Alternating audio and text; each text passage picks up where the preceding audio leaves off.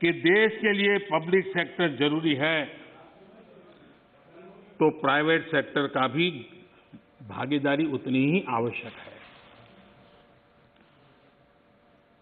सरकार ने mobile manufacturing को प्रोत्साहित किया, प्राइवेट पार्टियां आई, मैन्युफैक्चरर्स आए। आज गरीब से गरीब परिवार तक स्मार्टफोन पहुंच रहा है।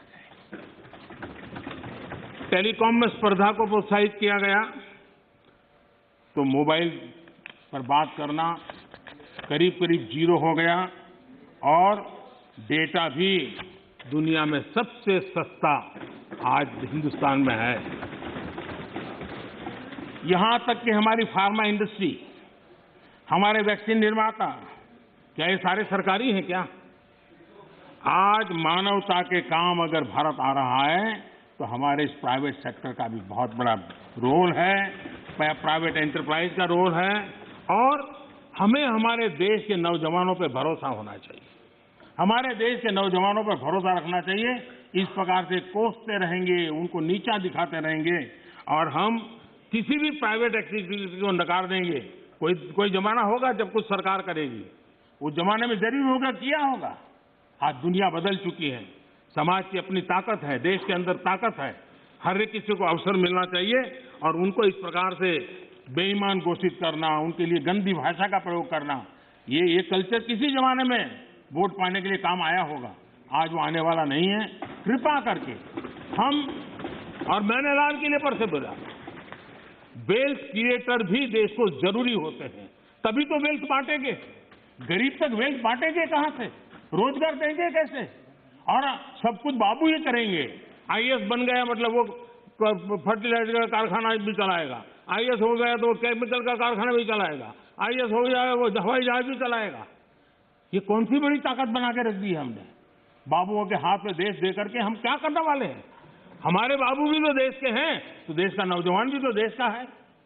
हम हमारे देश के नौजवानों को जितना ज्यादा अवसर देंगे, मुझे लगता है उसको उतना ही लाभ होने वाला है। माननीय अध्यक्ष जी, जब तथ्यों के आधार पर बात टिकती नहीं है तो ऐसा होता है जो अभी देखा, आशंकाओं को हवा दी जाती है, ये हो जाएगा, वो हो जाएगा, और माहौल ये आंदोलन जी भी पैदा करते हैं। माननीय अध्यक्ष जी, किसान आंदोलन की पवित्रता, और मैं बहुत जिम्मेवारी के शब्द प्रयोग करता हूं, मैं किसान आंदोलन को पवित्र मानता हूं और भारत के लोकतंत्र में आंदोलन का महात्म्य है और रहने वाला है और जरूरी भी है। लेकिन जब आंदोलनजीवी पवित्र आंदोलन को अपने लाभ के लिए बर्बाद करने के लिए निकलते हैं, तब क्या होता है? कोई मुझे बताएं। 3 किसान कानून की बात हो और दंगाबाज लोग जो जेल में हैं, जो संप्रदायवादी लोग जो जेल में हैं, जो आतंकवादी लोग जेल में हैं, जो नक्सलवादी जेल में हैं, उनकी फोटो लेकर के उनकी मुक्ति की मांग करना, ये किसानों के आंदोलन को अपवित्र करने का प्रयास है कि नहीं? माननीय अध्यक्ष जी, इस देश में टोल प्लाजा, सभी सरकारों ने स्वीकार की हुई व्यवस्था है। टोल प्लाजा इस देश में सभी सरकारों ने की हुई व्यवस्था है और उस टोल प्लाजा को तोड़ना, उस टोल प्लाजा को कब्जा करना, उस टोल प्लाजा को न चलने देना, ये जो तरीके चले हैं, वो तरीके क्या पवित्र आंदोलन को कलंकित करने का प्रयास है कि नहीं?